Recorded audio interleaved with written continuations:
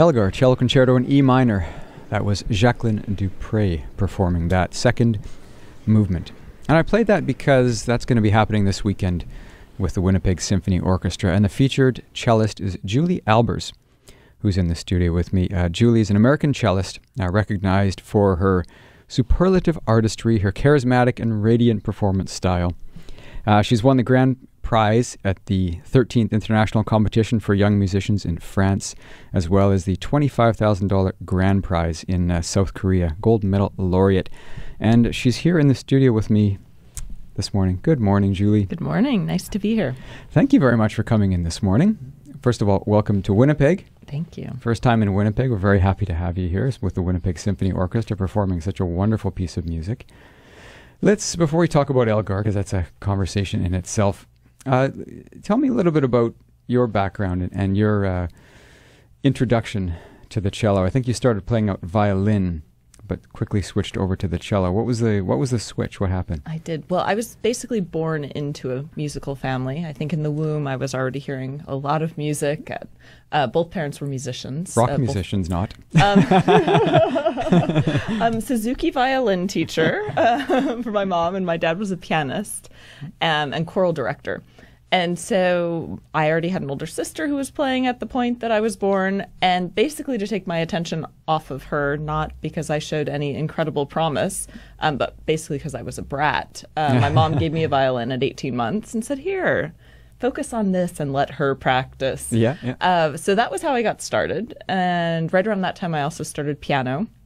Then when I was about 4, she decided that she didn't want any competition between my older sister and I, who was already a violinist, and started taking me to cello concerts and playing cello recordings and, just talking about cello like it was the best thing in the world. And very shortly thereafter, I wanted to play cello. And she convinced you. Yes. Good job. I mean, it was a very good move on her part. Now I just can't imagine the violin being my voice instead of the cello. So you grew up with classical music around the house. Was there any other genres? I mean, that you... We actually, we had a lot of stuff. My mom played in bands, like rock bands, all of her younger years, and my dad had very varied taste in music. So we had a lot of music around the house, and I'm grateful for that, because now I feel like I can appreciate pretty much all types of music. Mm-hmm. So you make your main thing right now is as a solo artist.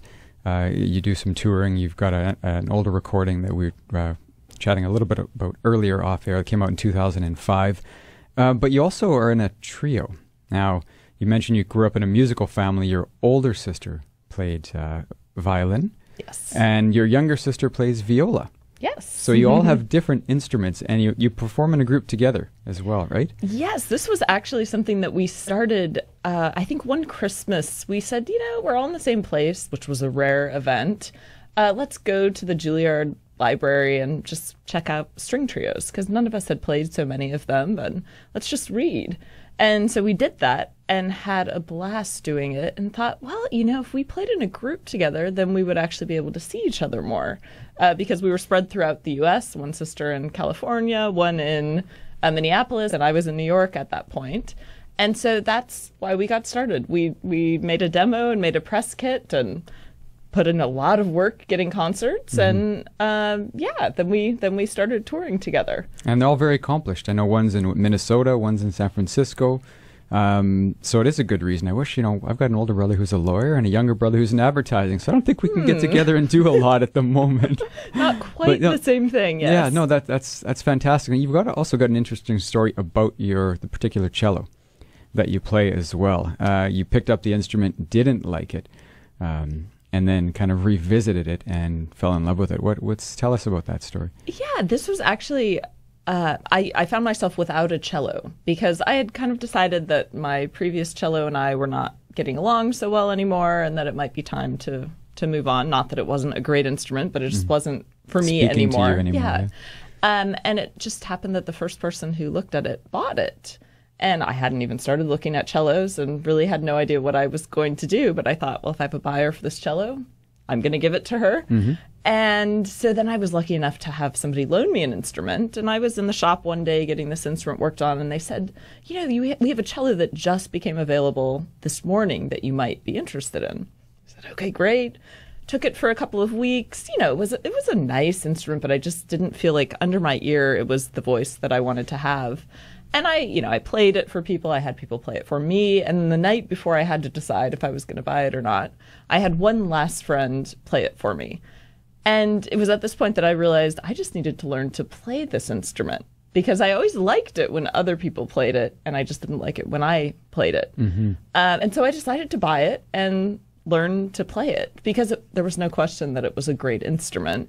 And so that's what I did. The first year I really spent like trying to get to know it, and now, I mean, I feel like it was a very good decision. What is it about a particular instrument that speaks to you? I mean, there's so many amazing cellos out there, and everybody plays their own cello. They all love their own cello. But what is it specifically about this cello that spoke to you?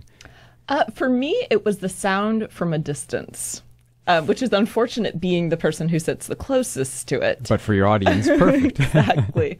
So it has this beautiful, rich, deep sound from afar that I was trying to figure out how to get closer up as well, because for me, sound is the absolute most important thing. And I think why everybody likes their own cellos best, hopefully, is because everybody's looking for something different in sound. Some people want something that's going to be bright and project and, you know, easy to play, and other people want more dark. They might have to work for the colors, but it's worth it to them to have, that variance.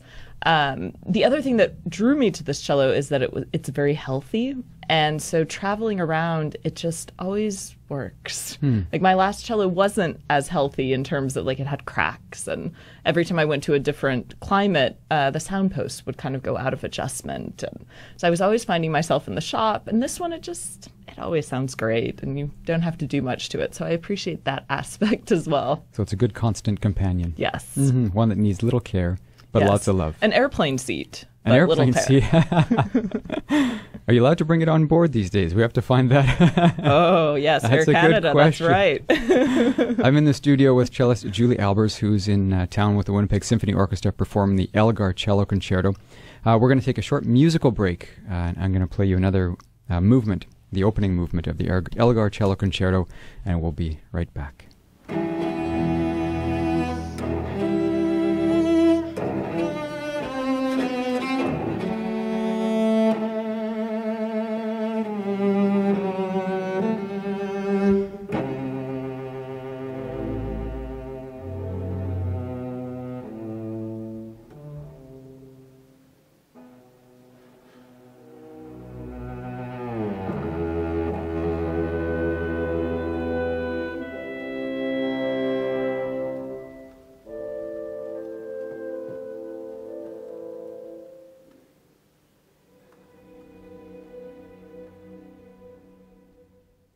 It's the opening movement of the Cello Concerto in E minor by Elgar Jacqueline Dupre.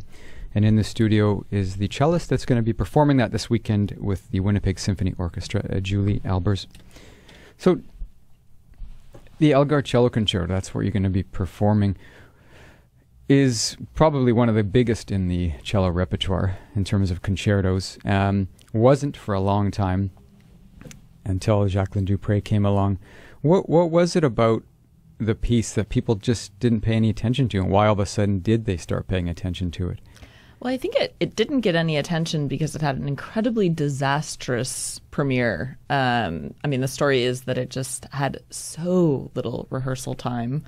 And Elgar had actually said that if his soloist hadn't invested so much time in learning this and putting it together, that he was going to back out of the concert because it just seemed like it was a disaster waiting to happen. And it was, and the public hated it.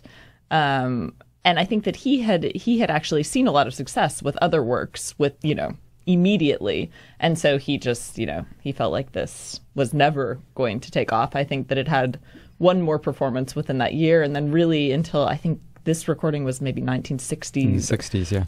Something like that. It just got no attention. I mean, people just kind of wrote it off or didn't know that it existed.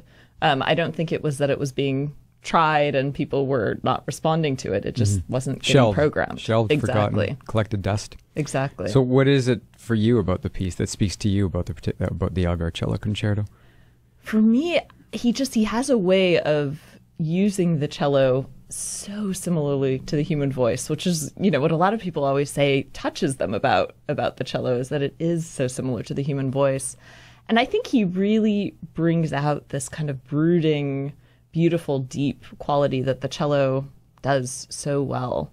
And I think it also has a little bit of everything, that it has that second movement, which you heard earlier, that's just on fire. It's at breakneck speed and it's fun and it's a little bit playful and everybody's at the edge of their seat. And then it goes into this incredibly beautiful, probably some of the most beautiful moments in music, third movement.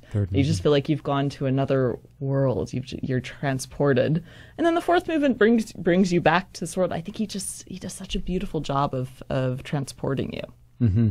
And the interesting thing as well is there's not a lot of breaks in it too, which is very unique for usually there's a pause, a good pause, but this one just flows from a movement to movement, and that's somewhat different as well. And yeah, certainly during the time that this was composed, that was very unique.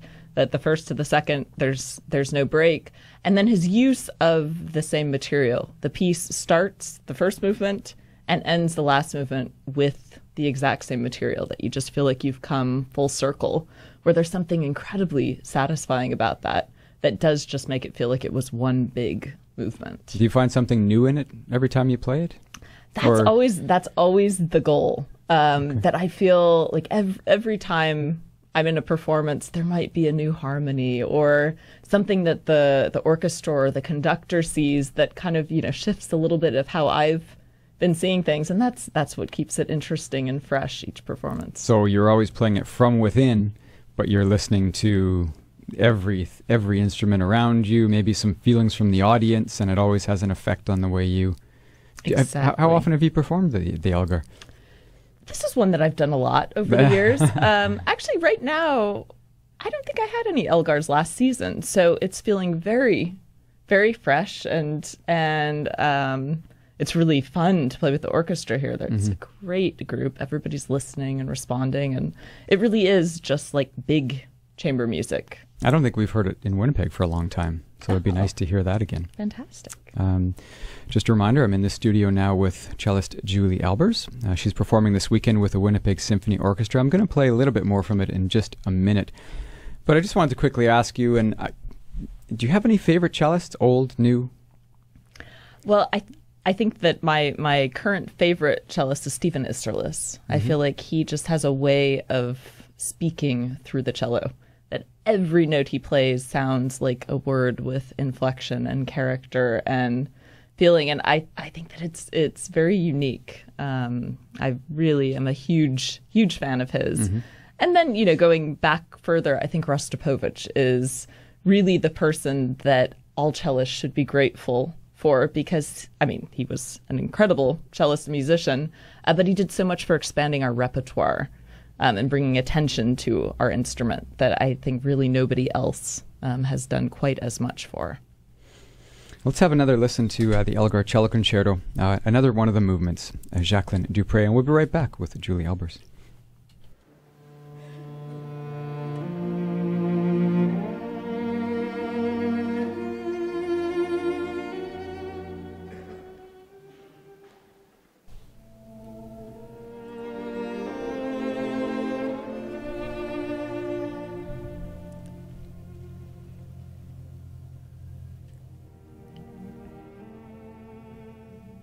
Jacqueline Dupre with Elgar's Cello Concerto in E minor.